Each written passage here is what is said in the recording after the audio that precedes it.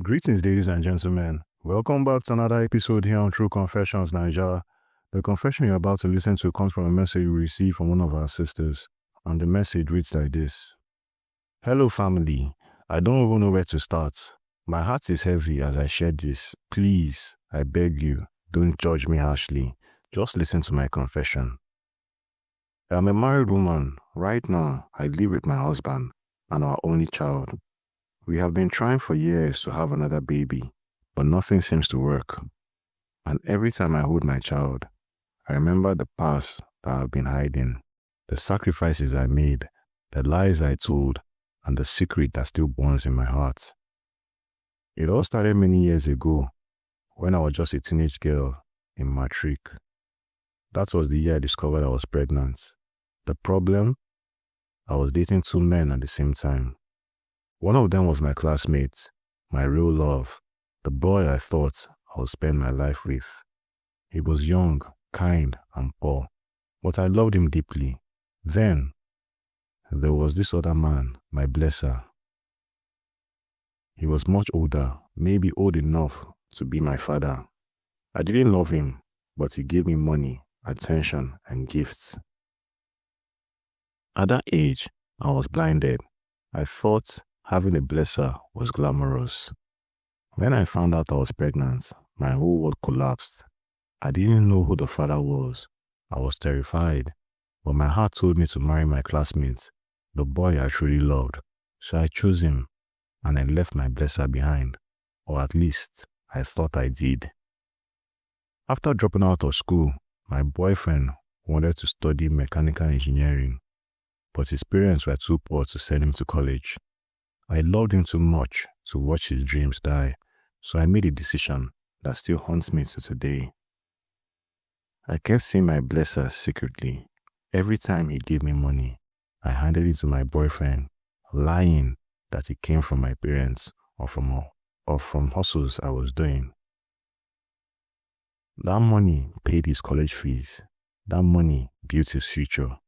That money made him the successful man he is today. But at what cost?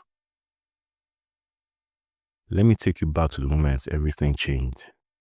When I told my blesser that I was getting married, he said, "Before you go, let's just see each other for the last time. One last outing, then I'll let you go." Foolishly, I agreed. He told me not to tell anyone where we were going, and so I lied to my boyfriend and his family. I told them that my mother had kicked me out of the house because of my pregnancy, and that I was being sent back to the village to my aunt. My boyfriend's mother even gave me a phone and some money for the trip. But instead of going to the village, I met my blesser. He picked me up after I pretended to board a bus, and we drove away together. That night at his house is something I'll never forget. He asked me to bathe, then gave me a white nightgown to wear. He locked himself in another room for a long time, and when he came back, he rubbed this strange smelling lotion on my stomach and face. It smelled terrible, almost like rotten flesh, but he told me it was worth thousands of dollars. I didn't understand why such an expensive thing would smell so bad. He got angry when I complained, so I kept quiet. That night, he didn't sleep with me. He just rubbed that lotion on me again and again, especially on my stomach, where my baby was growing. The next day, he took me on a trip to Victoria Falls. He was the host of a private party with his wealthy friends from Zambia and South Africa. That was the first time I saw things that would disturb me until today. There was a very old South African woman, around 70, who came with a boy, no older than 12 or 13. I thought it was her grandson, but to my shock, he was her boyfriend. That young boy confided in me that the old woman sometimes forced him to do unspeakable things that left him traumatized. That confession has haunted me all my life.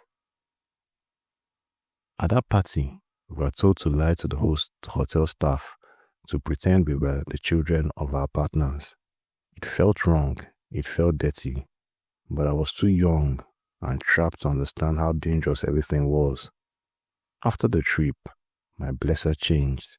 For almost 9 months, he refused to have sex with me, saying he only wanted oral things.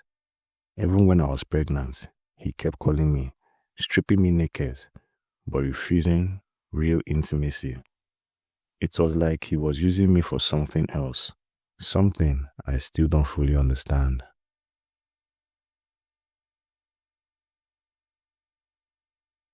When my baby was finally born, things got even worse, like real darker. My husband was in college and money was scarce. I asked my blesser for help so I could take my baby to the clinic. Instead of giving me money, he said, "I will take you myself." He drove me not to a government hospital, but to a private clinic. After the baby's immunization, he forced me to go to his house. I was only 3 days after giving birth, still bleeding, still stitched, and yet he forced himself on me. No protection, no mercy. I screamed from the pain, but he didn't stop. He broke me that day. And that became a routine for 2 years. Every time I needed clinic visits, he would use it as an excuse to take me with him. I was living a double life, being a wife at home, a mother to my child, but a prisoner to my blesser in the shadows. Then just like that, he died suddenly, a heart attack. They said, no goodbye, no explanation.